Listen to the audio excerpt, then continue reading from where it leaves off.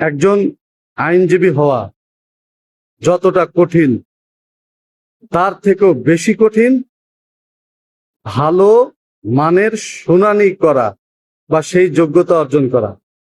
আমাদের বেশিরভাগ ক্ষেত্রে সমস্যা কি? যখন আমরা শুনানি করতে যাই, হয় আমাদের হাঁটু কাঁপে, নয় পা কাঁপে, নয় শরীর কাঁপে, নয় হাত কাঁপে। এরপরে আবার কি হয়, যখন শুনানি শুরু হয় গলা দিয়ে মোটে কথা বের হতেই চায় না। মাইক দেওয়া থাকে, মানে বক্স দেওয়া থাকে, তারপরও আমরা এত আস্তে কথা বলি যে অনেক সময় অনারেবল কোর্ট শুনতেই পান না, বলেন যে লার্নেড আর একটু জোরে বলেন। মনে রাখবেন, অন্য পেশার মতো নয় এই আইন পেশা। এখানে প্রতিনিয়ত আপনাকে শিখতে হবে, আপনাকে জানতে হবে। এখানে ফাঁকি দেওয়ার বিন্দু মাত্র সুযোগ নাই। যত ফাঁকি দেবেন ততই আপনার নিজের সর্বনাশ হবে। আর একটা কথা, যে কোনো শুনানি করার আগে মানসিকভাবে প্রস্তুত থাকতে হবে। সেটা কি? যে অনারেবল কোর্ট যে আদেশই দেবেন সেটাই আপনাকে মাথা পেতে নিতে হবে। আপনি অসন্তুষ্টি প্রকাশ করতে পারবেন না, বিরক্ত হতে পারবেন না, অধৈর্য হতে পারবেন না। এরপর হচ্ছে শুনানি করার জন্য প্রস্তুতি। কি করবেন? আপনাকে অবশ্যই মামলা সম্পর্কে যাবতীয় বিষয় A to Z সম্পূর্ণরূপে জেনে তারপর শুনানি করতে যেতে হবে। আপনি কি চাচ্ছেন বা অনারেবল কোর্ট কি জিজ্ঞেস করতে পারে?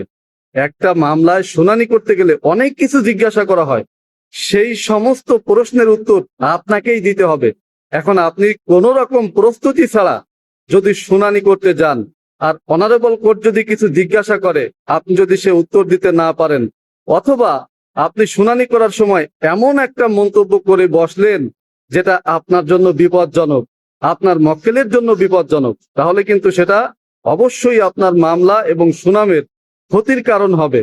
অনেক সময় এমন হয় যে উচ্চ আদালতে শুনানি করার সময় আপনি ভয়ে অথবা ভুলের কারণে বা স্লিপ অফ টাং যাই বলেন না কেন, উচ্চ আদালতে জামিন শুনানির সময় আপনি বললেন যে বিজ্ঞ নিম্ন আদালত বা অধস্থান আদালত জামিন দিয়েছে, এই জন্য আপনি আর মামলাটা শুনানি করতে চান না। এখন ধরেন যে মামলায় অনারেবল হাইকোর্ট ডিভিশন জামিন দেওয়ার ব্যাপারে দুবার চিন্তা করেন, সেই মামলায় আপনি বলছেন যে বিজ্ঞ অধস্থান আদালত জামিন দিয়েছে, তাহলে কি হবে?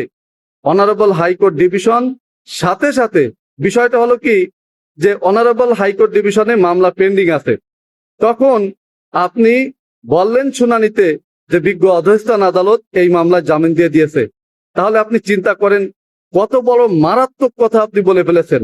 এটা আপনার জন্য যেমন বিপদের, আপনার সিনিয়র এবং অন্যান্য যারা আছে তাদের জন্য একটা অসম্মানের বিষয়। কারণ হলো বিজ্ঞ অধস্থান আদালত তো ওই মামলায় জামিন দেন নাই, সেই কারণেই তো আপনি অনারেবল হাইকোর্ট ডিভিশনে এসেছেন।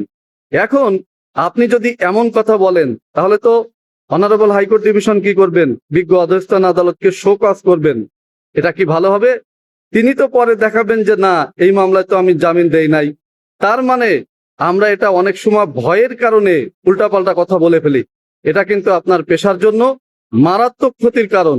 কোনো মতেই কোনো মামলা সম্পর্কে না জেনে না বুঝে প্রস্তুতি না নিয়ে শুনানি করতে যাবেন না। প্রয়োজনের সময় নেবেন, সম্পূর্ণ প্রস্তুতি নিয়ে তারপর নামবেন। এটা কিন্তু একটা চ্যালেঞ্জ। মনে রাখবেন, বারবার ভুল করলে সেটা আপনার জন্য যথেষ্ট ক্ষতির কারণ হবে, যথেষ্ট অপমানের বিষয় হবে।